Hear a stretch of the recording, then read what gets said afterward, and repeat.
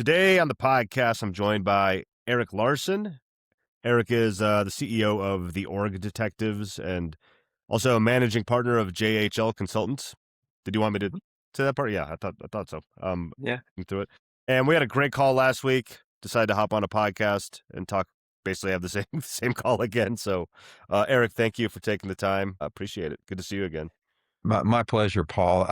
And kudos. I've been trying to catch up on your archive of interviews. I Hmm. always looking for good podcasts about the questions and the challenges facing the industry. And you've got a wonderful gallery of guests, present company excluded. I feel, a little out of place in that respect, but really enjoyed going back and hearing what a lot of your other guests have said. The nice thing about the people in this kind of industry, local media, is everybody says that. Everybody Okay. is like present company excluded. I'm like, oh, everybody has the same mentality and everything. Yeah, Yeah. but this should be a good one. So, could you just set the stage and tell us a little bit about your background in Yeah. local media industry and everything? Yeah. Sure, sure. Yeah. So boy, we're going into ancient history, but no, my parents were Midwesterners who my dad moved a lot as he was climbing the ladder of engineering jobs. We found ourselves in Northwest Alabama when I was just a little kid. I was five. We had moved five times before I Wow. was five. So I kind of feel like one of those military brats, right? Moving Hmm. around a lot, but we settled in Northwest Alabama, and that's where we stayed essentially through my schooling. I got introduced to a love of writing and even a love of interviewing early. I was doing interviews of new teachers for the seventh grade Bear Facts, it was called, just a little mimeographed newsletter that basically the seventh grade English teacher sponsored. So when I got to high school, got involved in journalism still. I sort of combined this love of writing with this love of, talking to people or asking them questions. And I love that sort of season ticket to just sort of walk up to people, anyone, and ask them questions. But really, I think my goal was to be sort of a journalist in the Hemingway style, where it was more about, how could you express yourself in writing, and you had this publication that just let you do that Hmm. every day. I think so I worked at the college paper at Duke University where I was a student, and when I graduated in the late spring of 1993, I went looking for a newspaper job. It was a recession. It wasn't nearly the recession we were going to get, a dozen years later, 15 years later. But it was, it was frustrating. There weren't a lot of jobs, but I just basically got on my 1988 Nissan Sentra, drove down to Tampa, and kind of made my way up through the Southeast, really from Florida, Alabama to Mississippi. I got offered three jobs as it happened, and they were all very distinct. One was a weekly in a little suburb of Tampa called the Pinellas Park News. And the owners there were really adamant that I work for them. And one of their selling points was, hey, if you work for us, you'll qualify for food stamps. And I was, Strong okay, well, pitch. Strong pitch. there you go. And then I got offered a job at a little paper in the middle of a cotton field in Greenwood, Mississippi, called the Greenwood Commonwealth. And I'd worked on a cotton farm during the summers in college. So I felt very much at home there, but I would be their only reporter. And going up against the Greenwood paper was a paper in East Alabama called the Anniston Star. And they had a very robust newsroom, close to 10 reporters. And that's in addition to a features department and a large sports department. And then, of course, we had two Metro editors and an executive editor and a really good copy. So so that's the job I took because I knew I was going to learn a lot from some veterans and also some other younger reporters like myself. So did that for a little while. And that's when I really learned, Paul, that journalism was, at least in my observation, was more 90% reporting and 10% writing, right? The Hmm. the reporters everyone looked up to, they got the scoop. They got the story, they got the quote. It wasn't what a wordsmith they are, and so I still fancied myself as a writer, a creative writer, maybe a novelist one day. So I said, well, newspapers, I need to try magazines. So I did. After a few years at the paper, I stayed in place. I wrote for, I did some stringing for Newsweek. They had a bureau out of Atlanta at the time. I was sort of hunting for stories in Alabama, Mississippi. So while I was doing that, which was pretty good money, I was starting to try to write for longer form for magazines. I ended up, just trying to pay the bills with some trade pubs and never really finding my footing as a magazine writer. And basically punted and went from there. So to make a long story not too much longer, moved into a more Marcom type stuff, grant writing for nonprofits, did the Peace Corps, learned how to tell actually, we took a camcorder, learned how to Hmm. shoot and edit video. That was pretty cool. I was married by then, and then, having kids and trying to make ends meet led more to sort of not back to journalism, because what we saw then in the early 2000s was this fast, quickening slide. And so I ended up actually started my own business at one point, did a lot of video. I had a half a dozen employees. We were making it until the recession hit. Sold that business to a newspaper actually in Western North Carolina. And then, found a way to a corporate job where I could do marketing, communications, and so on and so forth. Never thought I'd get back into business again, but I did get my MBA along the way there. And then at some point realized, I've had a really nice sort of broad career. Um, so what do those people with range do? Well, often they consult. And so that's what I did about 3 years ago. I hung out a shingle as a consultant, and surprisingly to me, one of my first clients was the very newspaper company in Alabama I had worked for as a reporter 30 years earlier, almost exactly 30 years earlier. So that really the past 31 months until just a few weeks ago, I was head down on that project and getting a lot of insight, being kind of in the soup with a company that was very quickly trying to make up for lost time, and at the same time looking for, innovations, mainly in operations, but also looking at, as I got more and more interested in innovations on the revenue side. And that's what I'm trying to do now is focus on how can I help more papers than the one, by looking closely at the revenue models that are out there and trying to find new ways to bring in dollars. Because I think there's a lot that companies can do to buy time and, tighten their operations, make good decisions in order to basically give themselves more runway so that we can figure out, okay, what is this AI thing doing to the industry now? As if the industry needed another disruption, right? Right. And so, we got to figure out what's going to happen there, and then ultimately, the industry needs a new model or several new revenue models because it just can't run on fumes in the way it has. That's excellent. Yeah, you say stuff like innovations on the revenue side. My nerd brain from this podcast wants to dive right into that immediately. But Go for but it. I but Yeah. I also wanted to it's kind of tie in with that. In our initial call, you had talked about maybe there's other ideas beyond this, but in terms of that kind of innovations on the revenue side, you and I talked about on our first call the idea of newspaper revisiting the ad agency model that a lot of Mhm. folks tried and maybe didn't, but maybe now these new AI tools and other tools are streamlining it to make it a new possibility. Can you talk about that a little bit? Your thoughts on that and yeah. Sure. So, I mentioned that it was natural, and a lot of newspaper folks do this. They make the segue at some point into communications and Hmm. advertise marketing. Some of them to PR. I never really got my feet wet in PR too much, but the idea, that we're going back 20 years ago when newspaper were starting to really feel the hurt from the internet and the fact that, retail was hollowing out locally.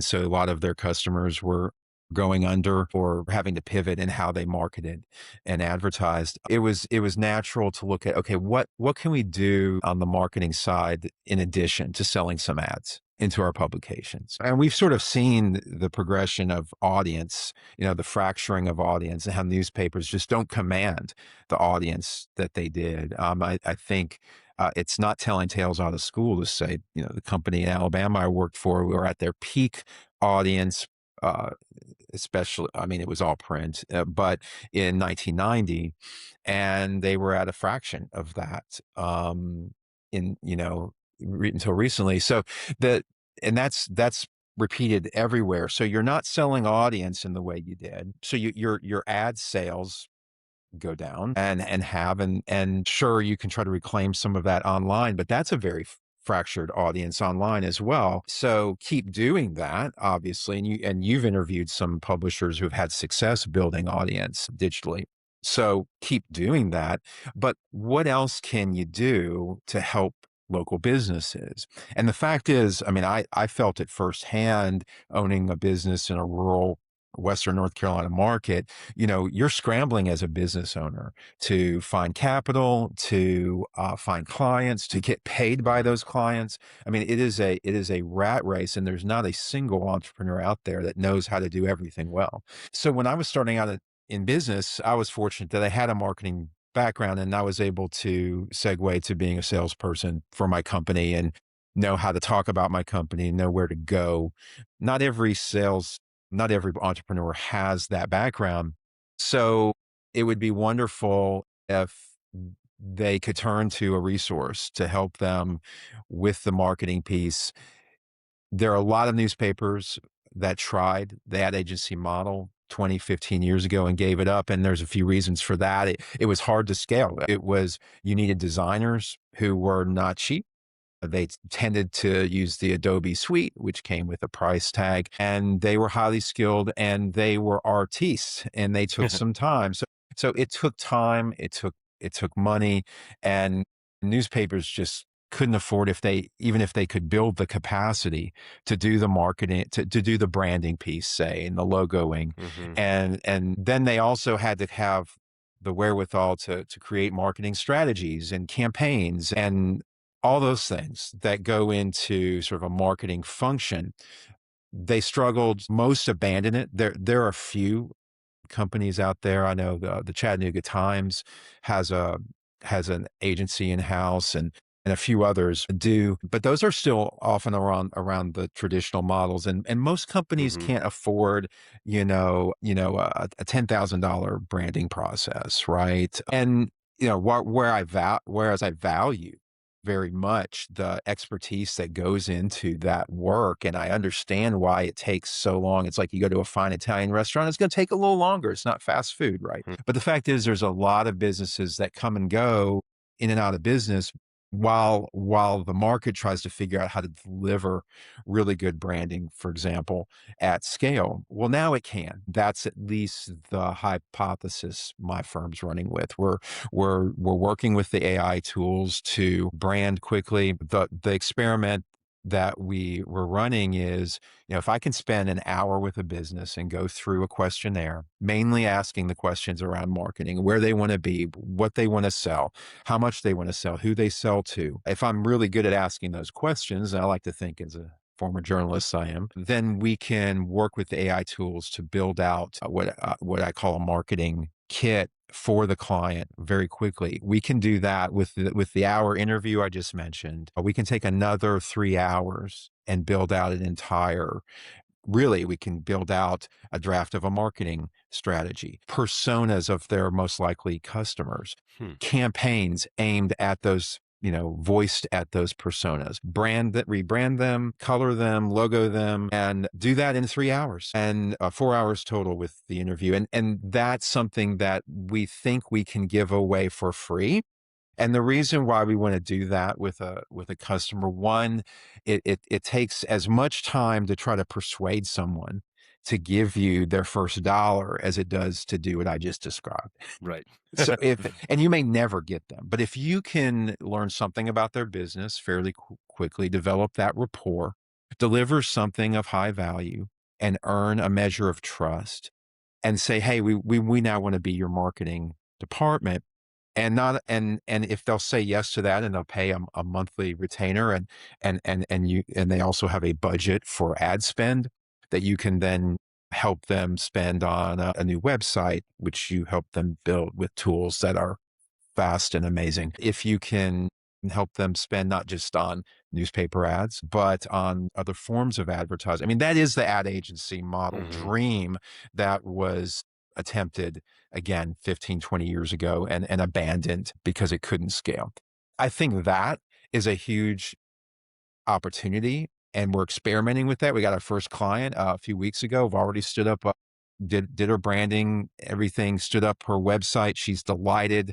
This is someone who's been in business for 8 years with a home healthcare business here in Raleigh and has really been disappointed over and over again Right. with marketing vendors who did not deliver. She, not being savvy in that area, didn't always, maybe pick wisely.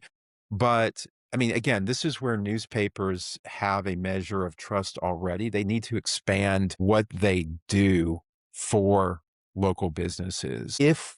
And this is maybe thinking too far ahead, but you have to think ahead because everything's moving so quickly.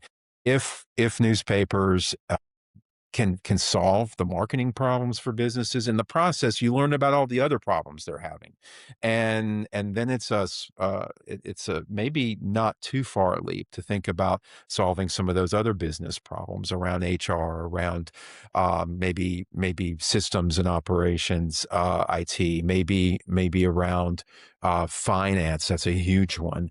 Um, it's hard to find good accountants. There's not enough of them. And Hmm. so, with newspapers having all these connections, I mean, think about the newsroom and all its sources, right? Around the community. Newspapers having boots on the ground salespeople working with businesses for generations now. You think about the fact that in even a small town, some of the smartest people you ever met are working in newspaper. And why? Because they're really good at finding information, sorting through and analyzing that information, and then synthesizing that information into useful tools for Hmm. people in the community. I mean, that's really, when you think about it, that's the work of a consultant too, a business consultant. And again, I am not an expert on everything, and I wasn't when I was a journalist, but I was an expert at finding the experts. And really, that's what you have to do you have to be nimble. You have to know, when do I go to an AI tool that can do this very quickly for a client? When did I need, where do I go to recruit an expert in this particular software and bring them on to help the client fix that problem? And that ability to very quickly assess, interview a business owner, if you will, and then figure out what do they need and be able to communicate that Hmm. in all directions so that you can go to a vendor and say, this is a problem the client has. Can you meet that need? And be that go between, just as journalists have tended to be. I'm not pretending this is a snap your finger problem, but as an industry, we've got to think in these ways because, though I love the word ecosystem as much as everyone does, and I use it all the time, an ecosystem is not a business model. Hmm. The sun is practically infinite. And, the amount of carbon dioxide that plants have to use to generate oxygen is practically infinite. You know, money does not grow on trees. Journalism is not, it relies on systems, it relies on networks. The analogy is there, but we've got to think in business terms, whether we like it or not, because that has always been the mutual dependency. That's what's made good journalism, deep, long form journalism, investigative writing has typically been a business model. There's been money behind it. Hmm. So let's not fool ourselves in thinking we can sort of recreate journalism again out of thin air. There has to be some money behind it. And it has to be money that's not viewed right out on the face of it as partisan. Because Hmm. right now, what you've got is people, choosing their own favorite outlet because they like what they hear. And then I firmly believe we have to have institutions behind journalism. I think if it's just a lot of creators and bloggers, I think that can make for some really diverse, interesting, in many cases, very trustworthy journalism, right? I'm not saying it can't, but how do you signal trust in that kind of a landscape? It becomes very difficult. And then when people say, well, but we don't trust institutions that well anymore. To me, often it sounds like people saying, in Shakespearean terms, well, you know, people just don't trust Desdemona like they used to. And, what can Desdemona do to earn trust again? Well, one, we can't be a bunch of Othellos so gullible believing this and that. We've got to call out the Iagos who are essentially sowing distrust so that they'll get attention. And if you really look at what we're dealing with here, we got to have when the shit hits the fan, people are going to go to institutions that they trust as a touchstone on what's true. And the institutions are the ones with all the overhead. They're the ones financing the full-time news gatherers, the camera people that are all over the world recording what's real. And that's even the pundits don't acknowledge how much they rely on that. You can spin all day long, but if people don't agree that what's happening on the ground in Ukraine or Iran, well, then you're having endless arguments about whether there's been a peace treaty signed. Well, I saw that on the internet.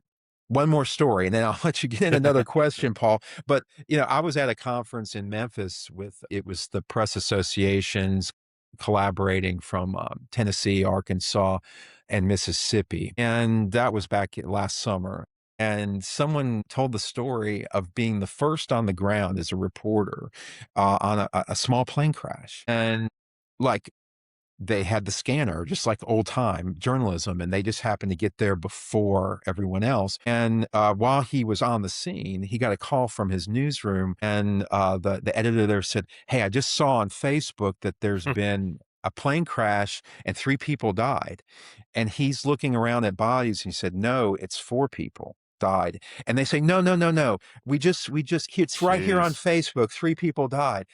Okay, that's maybe a fine point, but you can already see where there's going to be arguments about whether something is AI generated, something is generated by someone with their phone and maybe not presented in the most truthful context, or it's something that the mainstream press. There's 4 of them there from Reuters and AP and CNN and whatever, and they're together understanding what's going on. To me, it's pretty easy who you believe there, but once that infrastructure goes away, then it's anybody's guess as to what's true at any given time. And my kids' generation is probably the first generation that when they go to the web to find out what happened, there is no compass. Yep. It is absolutely anyone's guess. And at some point, what are they going to believe? And honestly, businesses need certainty so they can make decisions. People need certainty so they know who to vote for or not, or whether to riot or not. And we've got to bolster, to me, the institutional gathering of news for those reasons. Yep. Yeah, that story is a great I'll have to clip that out. It's a great example of what happens when there's not solid local or any information. That somebody in the newsroom is like, "No, it's right here on Facebook." Anyway, but Yeah. and also just what you were saying about the agency model. I think it's great timing for that kind of conversation Mhm. too, where yeah, this is a great idea. A lot of people thought about it 15 years ago, but you need that Mhm. artiste designer and a developer and expertise in all these areas, and all of that is just getting slashed away. That's like the huge benefit of AI and everything, of enabling these kind of things to happen. Yeah. Um, in terms of that, outside of kind of that marketing agency model, I wonder if just your years in the biz or with the org detectives or you're just consulting, what other revenue opportunities are there? that Mm, would you be going after if you were consulting with a local newspaper, whether it's new and enabled by AI or something obvious that's been sitting there that people aren't taking advantage of? mhm. Because yeah, like once again, I like to nerd out on that Yeah. stuff. Yeah, Yeah. yeah. Well, I wish, you read about Warren Buffett and, he's like made his fortune finding, I think he went to like dog tracks where people, threw away their winning tickets because they only won like 50 cents or something like that. And they would throw Hmm. away, winnings, and he would just collect it and take it and aggregate that and make a lot of money. I think there are lots of those probably. I mean, you hear about them on your podcast. People have Hmm. found a way to get a little bit of money doing this and a little bit of money and a little bit here and there adds up to quite a lot. Hmm. In terms of game changers, I mean, I'm most curious about the sort of business services angle that I just described, mainly because it's kind of what I do and what I've done. I mean, I've tried a lot of things that didn't work, back around when just before YouTube got big, and I was into video. An investor I met, an angel investor, said, "Hey, let's try this thing where we sort of try to aggregate video from communities and then share that video between different geographies." And then, we've got sort of a sharing. And it got to the point where I was like talking to companies, startups mainly, that were good at sharing very large video data files. And of course, that was YouTube solved a lot of that. Hmm. Those problems that I was trying to solve and never really solved at the time. So, if you wait long enough, technology might present you with an opportunity. I mean, you see right now people are like who have really good English language skills are being recruited to some extent by companies to work with AI Hmm. and be able to be sort of the best prompters of AI, right? I mean, and I think journalists are, as I said earlier, really good at analyzing and synthesizing data, and they're good at asking those questions and synthesizing those prompts. So maybe they could do more of that for business. Put your newsroom to work in that unique way. I think something you and I talked about last time I'm interested in looking more into is what has technology allowed possible more recently in terms of micropayments and how Hmm. much money are we leaving on the table as an industry by not being able to allow customers to make purchases in the way they want to make purchases. I don't really want to spend $5 for a day with this one publication online. I'd like to maybe pay 50 cents for an article, but I don't want to pay 10 times that Hmm. today. And then I'd like to go to 12 other newspapers and buy, 12 other articles for a reasonable price and not have to buy a full fledged subscription for Right. either of those. And because the customer is faced with that dilemma, newspapers are all the more tempted to put things in front of the paywall because they're like, we have to get traffic, we have to get people reading our stuff, or we can't sell the advertising. Right. So, and one of your guests talked about, the push pull between advertising dollars and subscription dollars. So there's all kinds of. I am interested in that space, but you got to understand, I'm just coming up for air. Paul, after working with this paper in Alabama, and I know you'd had a question about that too, around the people Yeah. factor. Do you still want to talk about that? Yeah, yeah, yeah. What I had written down, just to frame it up, was it was another topic we talked about in our initial call was Mhm. the people challenge, I guess, is how I framed it inside legacy news organizations. Yeah, Kind of what do you yeah, mean about that? What does that mean to you, and yeah. why does it matter for innovation? Yeah. Yeah. So, what I hear, I talk to publishers. I was at a conference recently, and I asked questions of different publishers. What keeps you up at night? One of the big things is recruiting people with newspaper experience and being able to pay them a rate to keep them. Right. If we can't afford a full time general manager, how do we afford let's say a fractional GM? And I think there's more than one way to solve that recruitment people issue. I think let me zoom out a little bit and maybe try to answer that piece. For generations, newspapers were a cash cow.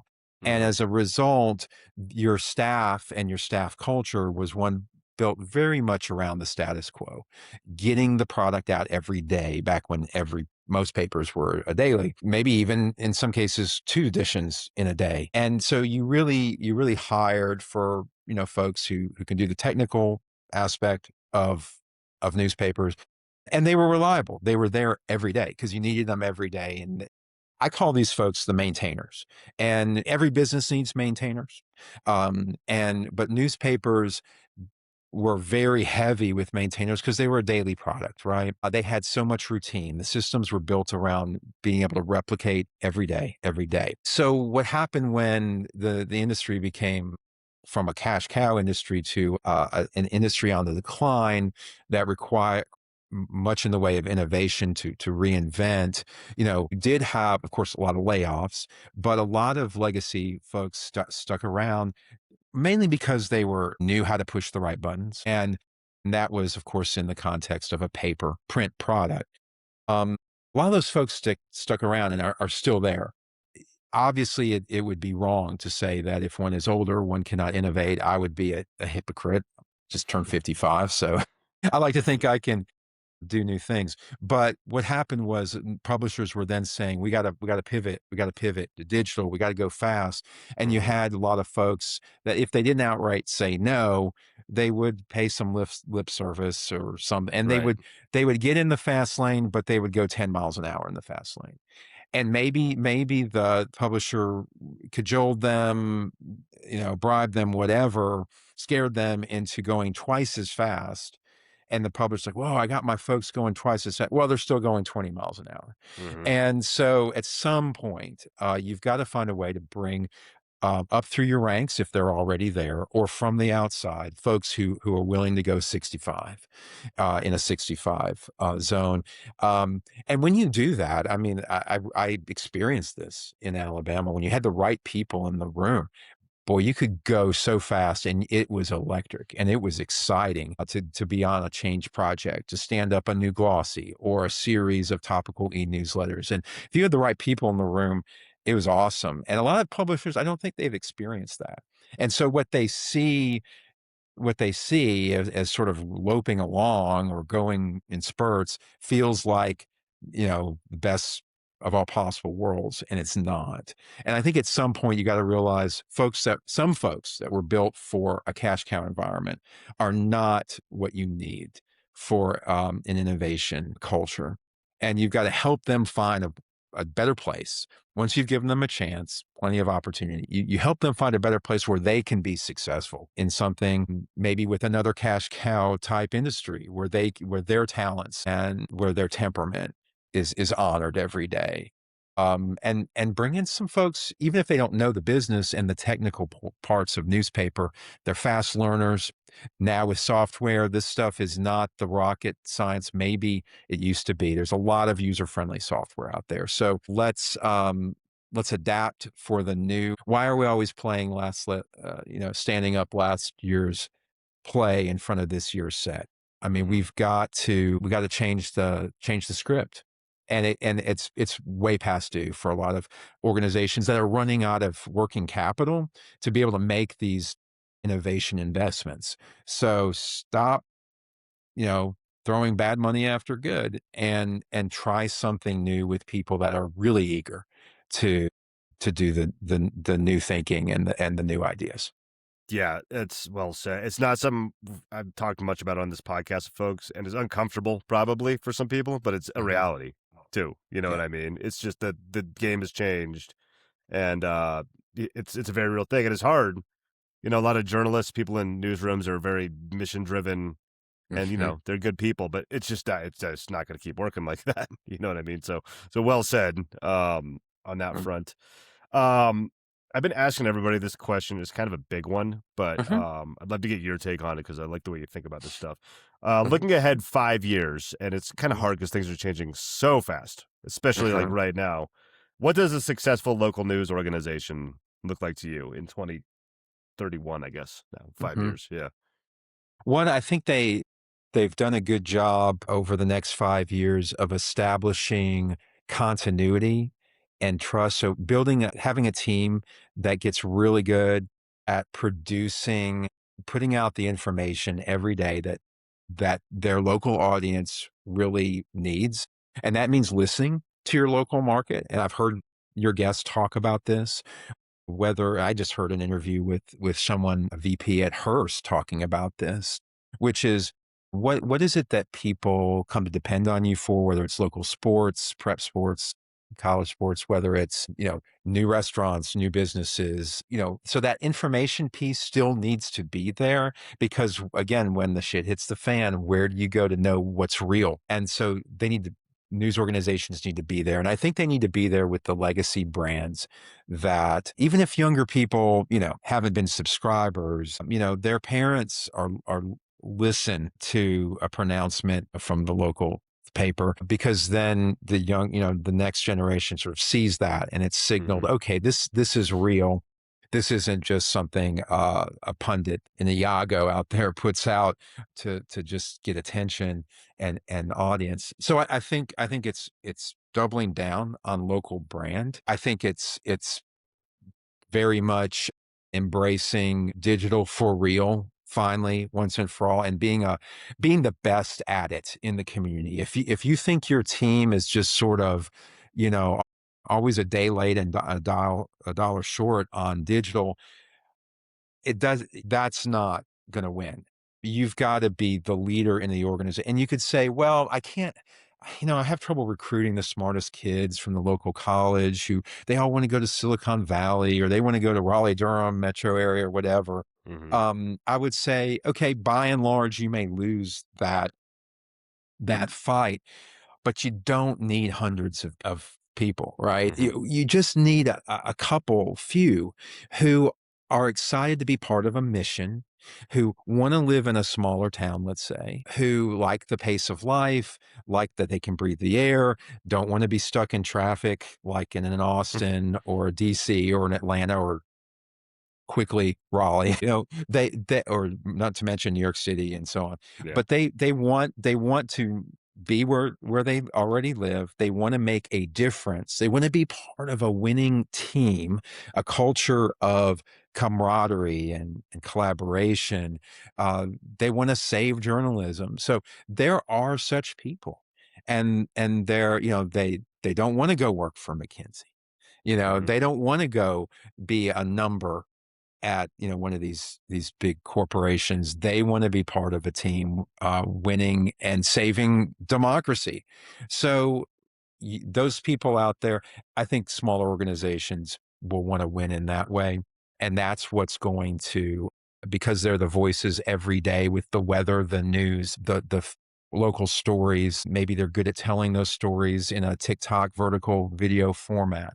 That's, by the way, that's another area I'm especially interested in. Having the video background that I did, such as it Mhm. is, I am interested to see how newspapers might finally make the push to multimedia, especially video. In fact, when I sold my video production company to Jonathan Key at the Mountaineer in Waynesville, North Carolina, he was experimenting in that way, and it didn't work then. And he said, I saw him a few months ago and said, I'm sorry that did not work out for you, Jonathan. He said, Eric, I'm always trying new things. It didn't work then, but other things have worked.